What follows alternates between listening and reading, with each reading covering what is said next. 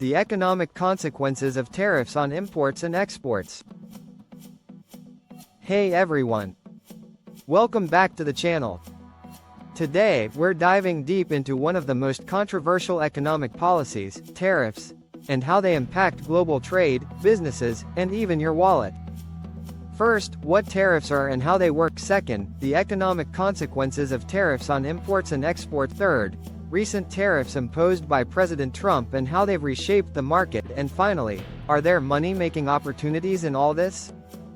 So, buckle up, and let's get started. What are tariffs? A tariff is a tax or duty imposed by a government on imported or exported goods. Governments use tariffs to protect domestic industries by making foreign goods more expensive, generate revenue for the government, punish other countries in trade wars. There are two main types of tariffs.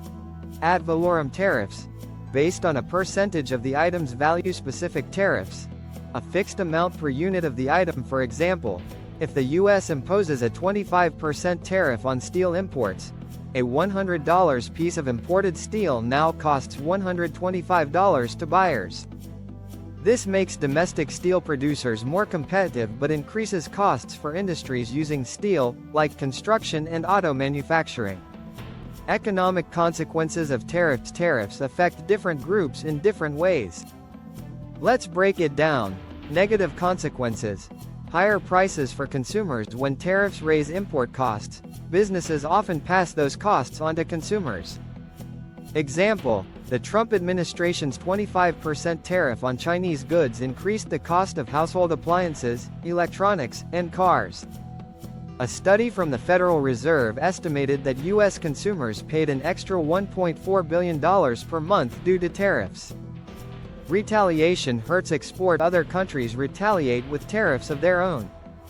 When Trump imposed tariffs on Chinese goods in 2018, China responded with tariffs on U.S. soybeans and pork, causing U.S. farmers to lose billions in exports. The American Farm Bureau reported that soybean exports to China fell by 75% in 2018. Tariffs can also cause job losses in certain sectors. Industries that depend on imports suffer. Going back to 2018 example, the steel and aluminum tariffs raised costs for U.S. manufacturers, leading to job losses in auto and aerospace industries. The Peterson Institute for International Economics estimated that for every one steel job saved, 16 were lost in other sectors. Potential benefits of tariffs. Domestic industry growth. By making imports more expensive, tariffs can help domestic producers thrive. In 2018, the U.S. steel industry saw a production increase after tariffs were imposed, leading to job gains in steel-producing states. Increased government revenue. Tariffs generate tax revenue that can be used for infrastructure, healthcare, or debt reduction. The U.S. Treasury collected $79 billion in tariff revenue in 2019. Bargaining tool in trade negotiations. Tariffs can pressure other countries into fairer trade agreements. For instance, the USMCA deal, United States-Mexico-Canada Agreement, replaced NAFTA partly because of Trump's tariff threats.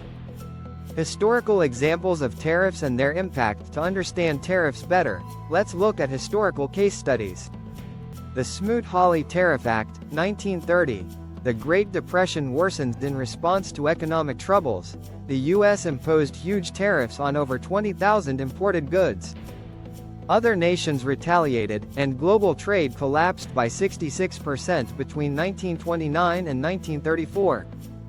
Instead of protecting jobs, the act deepened the Great Depression. China-U.S. trade war, 2018-2020, Trump imposed $250 plus billion in tariffs on Chinese goods. China retaliated with tariffs on $110 billion in U.S. goods.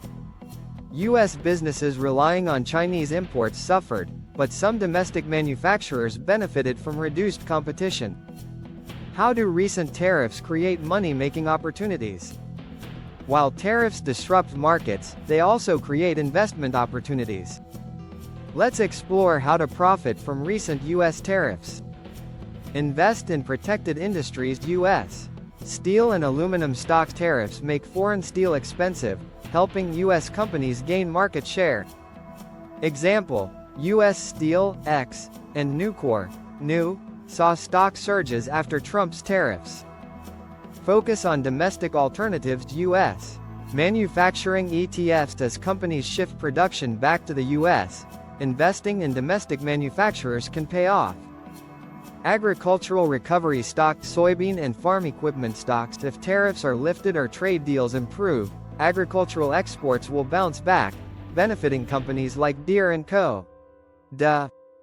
Short retail stocks that depend on imports. Retail chains that rely on China. Companies like Walmart and Target struggled with higher costs due to tariffs on Chinese imports. So, are tariffs good or bad? Well, it depends. They can protect domestic industries but also increase costs for consumers. They can create investment opportunities but also disrupt global trade.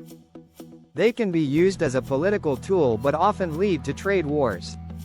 Understanding tariffs helps you make smarter financial decisions, whether you're an investor, a business owner, or just someone trying to save money.